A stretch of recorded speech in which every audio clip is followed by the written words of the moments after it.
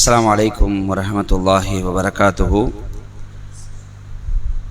إن الحمد لله نحمده ونستعينه ونستغفر ونعوذ بالله من شرور أنفسنا ومن سيئات أعمالنا.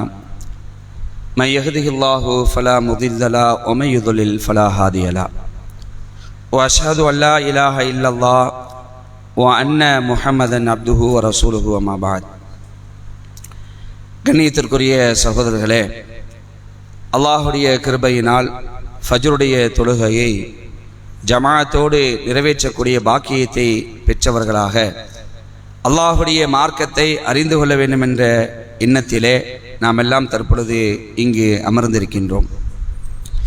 இந்த வாய்ப்பை ஏற்படுத்தி தந்த வல்ல நாயன் அல்லாஹுக்கே புகழனைத்தும் என்று அல்லாஹுவை போற்றி புகழ்ந்தவனாக சிறிய உரையை ஆரம்பம் செய்கின்றேன். அன்புக்குரிய சகோதரர்களே, அல்லாஹ் ரப்பல் ஆலமீன் மனித சமுதாயத்துக்கு ஏராளமான அருட்செல்வங்களை வழங்கியிருக்கின்றான். அப்படி அல்லாஹ் வழங்கிய அருட்செல்வங்களில் ஒரு முக்கியமான அருட்செல்வம் என்னவென்றால், நம்முடைய பிள்ளைகள், நாம் பெற்றெடுத்த நம்முடைய குழந்தைகள் நமக்கு மிகப்பெரிய அருட்கொடை.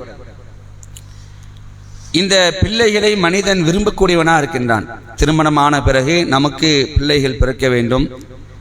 இந்த பிள்ளைகள் பிறந்து அது ஆளாகிவிட்டது என்று சொன்னால், இந்த மனிதன் விரும்புவது என்னவென்றால், நம்மை இவன் கடைசி காலகட்டத்தில் பார்த்துக்குவான், கவனிச்சுக்குவான்.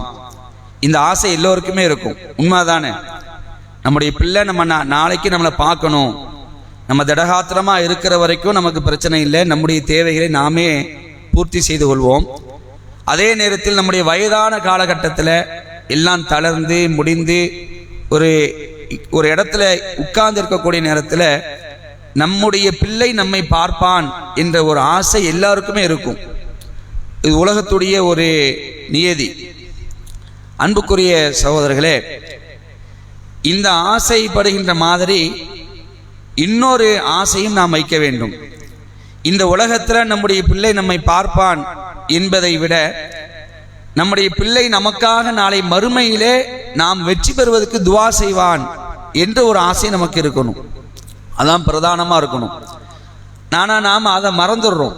அதை மறந்துட்டு இந்த உலகத்தில் அவன் நல்லா இருக்கணும், அவன் நம்மளை பார்க்கணும் என்பதற்காக அந்த பிள்ளைகளுக்கு நாம் செய்யக்கூடிய அந்த முயற்சிகளை நாம் பார்க்கும் பொழுது கடுமையான முயற்சி எடுக்கிறோம். பிள்ளையை படிக்க வைக்கிறதுக்கு, அவன் நல்ல சமுதாயத்தில் ஒரு நல்ல நிலையில் வருவதற்கு, அவனும் நல்ல வாழணும், நல்ல சம்பாதிக்கணும், பெரிய இடத்துல இருக்கணும் என்பதற்காக ஒரு தந்தை படக்கூடிய கஷ்டம் இருக்கா இல்லையா? அது சொல்லி மாளாது. இதையெல்லாம் பிள்ளைகள் ஒரு கட்டத்தில் உணரணும். நம்முடைய வாப்பா படிக்க வைப்பதற்கு எவ்வளவு கஷ்டப்படுறாங்க, நம்மை இந்த சமுதாயத்தில் ஆளாக்குவதற்கு எவ்வளவோ அவங்க சிரமப்படுறாங்க. இந்த சிரமத்துக்கெல்லாம் நாம் நினைச்சு அவங்களுக்கு பின்னாடி அவங்கள நல்லா பார்த்துக்கணும் அப்படின்ட்டு ஒரு மனநிலையில பிள்ளைகள் இருக்க வேண்டும். ஆனால் இன்னைக்கு அதை பார்க்க முடியல. அதை என்ன செய்ய முடியல? இன்னைக்கு அதை அது ரொம்ப அரிதா இருக்குது. ஏன் சொல்லணும்னு சொன்னா, சமீபத்தில் ஒரு செய்தியை நான் கேள்விப்பட்டேன். அதாவது வயதான தாய் தந்தையர்கள், அவர்களுக்கு பிள்ளைகள் நிறைய இருக்கிறாங்க, நல்ல நிலையில தான் இருக்கிறாங்க. ஒரு கட்டத்தில் அந்த ஒரு கணவர் இறந்துடுறாரு. அதாவது அது வயதான கணவர் இறந்துடுறாரு. அம்மா மட்டும் இருக்கிறாங்க. இப்போ அம்மாவை பார்த்துக்கிறது யாரு? பிள்ளைங்க நிறைய 2-3 ஆம்பளை பிள்ளைங்க இருக்கிறாங்க. ஒரு பையன் வச்சுட்டு இருக்கிறான், ரொம்ப நாளாக வச்சுட்டு இருக்கிறான். அவனுக்கு அதுக்கு மேலே முடியல, தொல்லையாக பார்க்குறான். அம்மாவை என்ன செய்கிறான்? தொல்லையாக பார்க்குறான். உடனே ஃபோன் அடித்து அவனுடைய சகோதரன் அவனுக்கு ஃபோன் அடித்து, நான் மட்டும்தான் அம்மாவை பார்க்கணுமா, நீ கொஞ்ச நாள் வச்சுக்கோ அப்படின்னு. அவன் கொஞ்ச நாள் வச்சுக்கிறான். அவனுக்கு முடியல, யாரை பார்க்க முடியல, அம்மாவை பார்க்க முடியல. அவன் என்ன செய்யறான்? கொஞ்ச காலம் வச்சு நான் வச்சுக்கிட்டேன், இப்போ நீ பாரு அப்படின்னு இப்படி மாறி மாறி பந்தாடுறாங்க. நீ வச்சுக்க, நான் தான் பார்க்கணுமா, நீ தான் பார்க்கணுமா, நீ வச்சுக்க அப்படின்ட்டு. இந்த இடத்துல தாயுடைய மனநிலை எப்படி இருக்கு கொஞ்சம் நினைச்சு பாருங்க. அந்த இடத்துல தாயுடைய நிலை எப்படி இருக்கும்? இந்த பிள்ளைகளை வளர்த்தெடுப்பதற்கு எவ்வளவு கஷ்டப்பட்டோம். என் கணவர் வேர்வையை சிந்தினார், ரத்தத்தை சிந்தினார். சமுதாயத்தில் ஒரு ஆளாக இவர்களை ஆக்கி விடுவதற்கு நானும் அவரும் சேர்ந்து ரொம்ப கஷ்டப்பட்டோம்.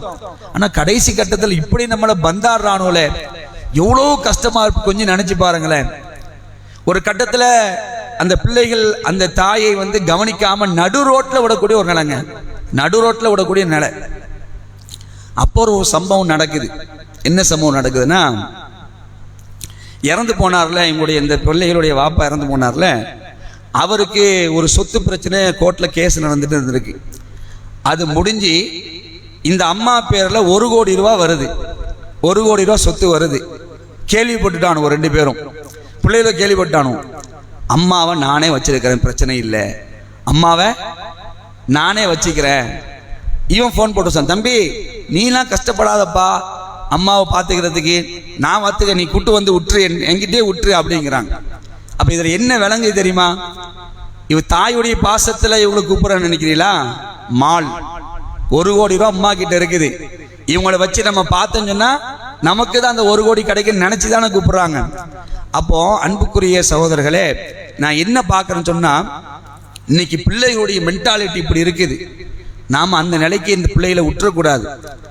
அதாவது நமக்கு அல்லாஹ் குழந்தைகளை தந்தான் என்று சொன்னால் அந்த குழந்தைகளை சாலிகான ஒரு நிலையில் நாம் வளர்க்கணும். நீங்க சாலிகான பிள்ளைகளா நாம் வளர்த்து விட்டோம் செய்யுங்களேன், இந்த உலகத்திலையும் நமக்கு நன்மை கிடைக்கும். அதை விட மிகப்பெரிய ஒரு பாக்கியம் என்ன தெரியுமா? நாளை மறுமையிலையும் அல்லாஹ் என்ன செஞ்சிருவான், நமக்கு மிகப்பெரிய ஒரு நன்மையை தருவான். அதனால தான் திருமறை குர்ஆன்ல நீங்க பார்க்கலாம், நபிமார்கள் செய்த துஆவை நீங்க பார்க்கலாம். ஏகத்துவ இமாம் மக்களுடைய தலைவர் இப்ராஹிம் அலைஹிஸ்ஸலாம் அவங்களுக்கு அல்லாஹ் ரொம்ப காலமா பிள்ளை பாக்கியத்தை கொடுக்கல, ரொம்ப காலமா கொடுக்கல. வயோதிகம் வரைக்கும் அவங்க துஆ செஞ்சுட்டே இருக்கிறாங்க. அவங்க துஆ செய்தது அல்லாஹ் குர்ஆன்ல சொல்லி காட்டுறான். எப்படி துஆ செஞ்சாங்க? இறைவா எனக்கு ஒரு பிள்ளையத்தா அப்படின்னு மட்டும் கேட்கல. அவங்க கேட்கும் பொழுதே ரப்பி ஹபிலி மினஸ் சாலிஹீன், இறைவா எனக்கு வழித்தோன்றலாக நல்லவரை நீ அளிப்பாயாக, எனக்கு நீ பிள்ளையத்தா. அந்த பிள்ளை எப்படி இருக்கணும்? சாலியான பிள்ளையா இருக்கணும், நல்ல பிள்ளையா இருக்கணும். துஆ செஞ்சாங்க இப்ராஹிம் நபி. ஜக்கரியா அலைஹிஸ்ஸலாம் அவங்க கேட்ட துஆவை அல்லாஹ் குர்ஆன் சொல்லி காட்டுறான். ரப்பி ஹபிலி மில்லதுன்க துர்ரியத்தன் தய்யிபத்தன் இன்னக சமீஉ துஆ, இறைவா உன் புறத்திலிருந்து எனக்கு ஒரு தூய குழந்தையை தாயா அல்லாஹ், நீ வேண்டுதலை செவியறக்கூடியவனா இருக்கிறாய். இப்படி என்ன செஞ்சாங்க? ஜக்கரியா அலைஹிஸ்ஸலாம் கேட்டாங்க. அப்போ நபிமார்கள் செய்த அந்த பிரார்த்தனையை பாருங்களேன். எனக்கு பிள்ளையை தருவதா இருந்தா நீ எப்படி தரணும்? சாலிகான குழந்தையா தாயா அல்லாஹ், உனக்கு கட்டுப்பட்டு உனக்கு பயந்து நடக்கக்கூடிய பிள்ளையாத்தா அப்படின்னு கேட்டாங்க. அப்ப இதுதான் பிரதானம். நமக்கு அல்லாஹ் பிள்ளைகளை தந்து விட்டான் என்று சொன்னால் அந்த பிள்ளைகளை நாம் சாலிகான ஒரு நிலையில வளர்க்கணும். எதுல அதாவது உலகத்திலே நன்மை, இது உலகத்துல ஒரு நன்மையா இருந்தாலும் முக்கியமா மறுமை நமக்கு நன்மை. ஏன் தெரியுமா? நபிகள் நாயகம் ஸல்லல்லாஹு அலைஹி வஸல்லம் சொன்னாங்க. என்ன சொன்னாங்க? இந்த செய்தி முஸ்லிம்ல பதிவு செய்யப்பட்டிருக்கு. 3358 2 செய்தி சொல்ற, ரொம்ப கவனமா கேளுங்க. 3358 செய்தியா பதிவு செய்யப்பட்டு நமக்கு ஏற்கனவே கேள்விப்பட்ட செய்தி தான். இதா மாத்தல் இன்சானுன் கதஅ அன்ஹு அமலுஹு இல்லா மின் சலாஸ், ஒரு மனிதன் இறந்து விட்டான் என்று சொன்னால், ஒரு மனுஷன் மூத்தாயிட்டான், அவன் மூத்தாயிட்டான்னு சொன்னா எல்லா காரியங்களும் அடைபட்டு விடும், எந்த அமலும் செய்ய முடியாது. உயிரோடு இருக்கிற வரைக்கும் தான் அமல்கள் செய்யக்கூடிய பாக்கியம் கிடைக்கும். மூத்தாயிட்டான்னு என்ன செய்ய முடியாது? தொழுவ முடியாது, நோன்பு வைக்க முடியாது, ஒண்ணுமே பண்ண முடியாது. ரசூலுல்லாஹ் சொல்றாங்க, மனிதன் இறந்து விட்டால் அவனுடைய எல்லா செயல்களும் தடைபட்டு விடும், ஆனால் 3ஐ தவிர. மூத்தாயிட்டானா ஒரு 3 விஷயம் அவனுக்கு பின்னாடி போய்கிட்டே இருக்கும் அப்படின்னு என்ன செய்றாங்க? ரசூலுல்லாஹ் சொல்றாங்க, இல்லாமின் சதக்கத்தின் ஜாரியா, நிலையான அருட்கொடை, நிலையான தர்மம். அவன் வாழும் பொழுது ஏதாவது தர்மம், நல்ல அடிப்படை தர்மம் செய்திருந்தான்னு சொன்னால் அந்த தர்மத்தினால் யாரெல்லாம் பயன்படுகிறார்களோ அந்த நன்மை அவன் மூத்தா போன பிறகு அவனுக்கு போய் சேர்ந்துக்கிட்டே இருக்கும். பேங்க்ல டெபாசிட் ஆகிற மாதிரி வந்து சேர்ந்துக்கிட்டே இருக்கும். ஒன்று சொல்றாங்க சொல்லலாம். ரெண்டாவது சொல்றாங்க, அவ் இல்மின் யுன்தஃபஉ பிஹி, பயன் பெறக்கூடிய கல்வி.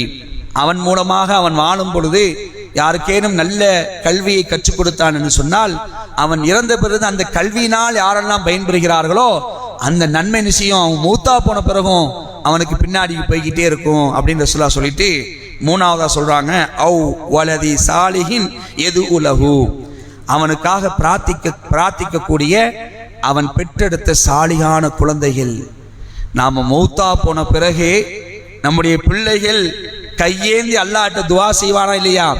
இறைவா என் தாயாரை நீ மன்னித்து விடு, இறைவா என்னுடைய தந்தையை நீ மன்னித்து விடு, அவர் உலகத்தில் வாழும் பொழுது சில பாவங்கள் செஞ்சிருக்கிறாரு, அந்த பாவத்தை நீ மன்னிச்சிரியா அல்லா என்று இவன் வாழுகின்ற வரைக்கும் கேட்பான் பத்தியா இல்லையா? அந்த துவாவும் அல்லாஹ் நினைச்சான். சுப்ஹானல்லாஹ், நமக்கு சேர்க்கிறான்னு சொன்னா எவ்வளோ பெரிய பாக்கியம் பாருங்க. இதை விட வேற என்னங்க வேணும்? நாம உயிரோடு இருக்கிற வரைக்கும் தான் நம்ம பேர்லாம் இருக்கும். நம்ம மூத்தா போயிட்டு வைங்களேன், கொஞ்ச காலம் கழிச்சு நம்ம இங்க வாழ்ந்தோமா இல்லையான்னு தெரியாத அளவுக்கு போயிடும். அதுதான் மனுஷனுடைய நிலைய. மூத்தாயிட்டா குடும்பத்தார்களே சில பேர் மறந்துடுவாங்க. ஆனா மறக்காம துவா செய்வது யார் தான்? நாம் பெற்றெடுத்த நம்முடைய கண்மணி செல்வங்கள், அவர்கள் செய்யக்கூடிய அந்த துவா அல்லாஹ் நினைச்சான். அதையும் மூத்தா பண்ணது பிறகு அல்லாஹ் சேர்க்கிறான்னு ரசூலுல்லாஹி ஸல்லல்லாஹு அலைஹி வஸல்லம் சொல்லி காட்டுறாங்க. நாளை மறுமையில ரசூலுல்லாஹ் சொல்றாங்க, கண்ணியமும் மகத்துவம் மிக்க அல்லாஹ் ஒரு நல்ல அடியானுடைய அந்தஸ்தை சொர்க்கத்துல உயர்த்திக்கிட்டே இருப்பானாம். இந்த சொர்க்கத்துல இருப்பான். சொர்க்கத்தில் இருக்கும்போது அல்லாஹ் அவனுக்கு என்ன செய்யறான்னு சொன்னா தரஜாவை கூட்டிகிட்டே இருக்கிறான். கிரேடு ஏறிக்கிட்டே இருக்குது. ஒரு சொர்க்கத்தில் இருப்பான் போல பார்த்தா இன்னொரு சொர்க்கத்துக்கு போயிடுவான். ஏன்னா சொர்க்கம் என்பது 100 படித்தரங்களை கொண்டது, நிறைய அந்தஸ்துகளை கொண்டது. அப்போ அல்லாஹ் அந்த அடியானுக்கு அந்தஸ்தை உயர்த்தி கொண்டே இருப்பான். அப்ப அந்த அடியான் அல்லாஹ்ட்ட கேட்பானா, அல்லாஹ் எனக்கு அந்தஸ்தை நீ உயர்த்திக்கிட்டே இருக்கிற, என் கிரேடு கூறிக்கிட்டே இருக்குது, ஆனா நான் அதுக்கு தகுதியானவனே கிடையாது அப்படிமானா. நான் ஒண்ணுமே செய்யலையே, நான் என்ன செஞ்சேன்? என்னுடைய தரஜா கூடிக்கிட்டே இருக்குது, ஆனா நான் உலகத்தில் வாழ்ந்து நீ பெருசா நான் எதுவுமே நான் செய்யலையே, ஆனா என் கிரேடு மட்டும் கூடிட்டே இருக்குதே அப்படின்ட்டு அடியான் அல்லாஹ்விடத்துல கேட்பானா, இறைவா எனக்கு இந்த அந்தஸ்து எப்படி கிடைத்தது? நான் இப்படி கூடிக்கிட்டே போது, எனக்கு ஒரு சொர்க்கத்துல தரஜா கூடிக்கிட்டே போதே, எப்படி எனக்கு கிடைக்குது அப்படின்னு கேட்கும்போது அதுக்கு அல்லாஹ் சொல்வானா, அந்த வார்த்தையை பாருங்க, உனக்காக உன் குழந்தை பாவ மன்னிப்பு கேட்டதால், உனக்காக உன் குழந்தை பாவ மன்னிப்பு கேட்டதால் உனக்கு இந்த அந்தஸ்து கிடைத்தது என்று அல்லாஹ் நினைச்சான் சொல்லி காட்டான். எவ்வளவு பெரிய பாக்கியம் பார்த்தீங்களா? சாதாரண பாக்கியம் இல்ல. நாம் இறந்த பிறகு நம்முடைய பிள்ளைகள் நமக்காக செய்யக்கூடிய துவா நாளை மறுமையில் நமக்கு ஒரு வெற்றியாக கூட அமையும். இதுதான் பிரதானம். ஆனா இதை நாம மறந்துடுறோம். இதனை செஞ்சு மறந்துட்டு அவனுடைய ஒழுக்க விஷயத்துல, அவனுடைய மார்க்க விஷயத்துல, அவனுடைய இந்த நல்ல அமல்கள் விஷயத்துல அவனை நம்ம கண்டுக்கிறதே இல்லை. படிக்கணும், நல்ல சம்பாதிக்கணும், அதுதான் நம்ம பார்க்கிறோமே தவிர இதை நம்ம பார்க்க மறந்துடுறோம். அன்புக்குரிய சகோதரர்களே, நாம் பிள்ளைகளை பெற்றெடுத்திருக்கிறோம் என்று சொன்னால் அந்த பிள்ளைகளை இந்த உலகத்துடைய ஆதாயத்துக்காக மட்டும் நாம் வளர்ப்பது பெருசு கிடையாது. இந்த உலகத்துடைய ஆதாயத்துக்கு நாம் வளர்க்கணும். அதே நேரத்தில் நாளை மறுமையில அந்த பிள்ளை நமக்கு பயன்பெறணும் என்ற ஒரு எண்ணத்தோடு என்ன செய்வோம், இன்ஷா அல்லாஹ் நாம் பெற்றெடுத்த பிள்ளைகளை வளர்ப்பதற்கு கடமைப்பட்டிருக்கின்றோம். எத்தனையோ பெற்றோர்களுக்கு, எத்தனையோ தம்பதிகளுக்கு குழந்தை பாக்கியம் இல்லை, ஆனால் அல்லாஹ் கொடுத்திருக்கிறான். ஏன்னா இது அல்லாஹ்வுடைய வேலை. நான் நாடினால் ஆண் மக்களை கொடுப்பேன், நான் நாடினால் பெண் மக்களை கொடுப்பேன், நான் நாடினால் ஆண்களையும் பெண்களையும் சேர்த்து கொடுப்பேன், நான் நாடினால் ஒன்றும் இல்லாம கூட ஆக்குவேன். இது எல்லாம் என்னுடைய வேலைங்கிற அல்லாஹ். அது மாதிரி இன்னைக்கு எத்தனையோ தம்பதிகளுக்கு குழந்தை பாக்கியம் கிட்டவில்லை. அதனால் அவர்கள் படக்கூடிய கஷ்டம் சாதாரணமானதல்ல. ஆனா அல்லாஹ் நமக்கு குழந்தை பாக்கியத்தை தந்திருக்கான்னு சொன்னா அந்த குழந்தைகளை சாலிகான அடிப்படையில் வளர்ப்பதற்கு நாம கடமைப்பட்டிருக்கிறோம்.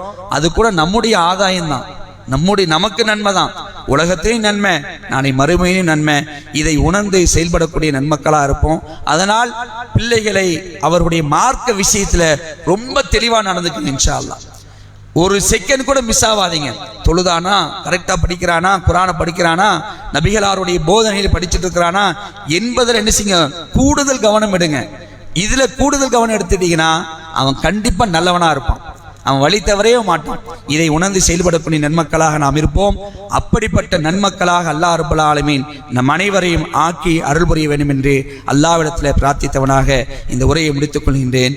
வாஹிர் தாவானா அனில் ஹம்துலில்லாஹி ரப்பில் ஆலமீன்.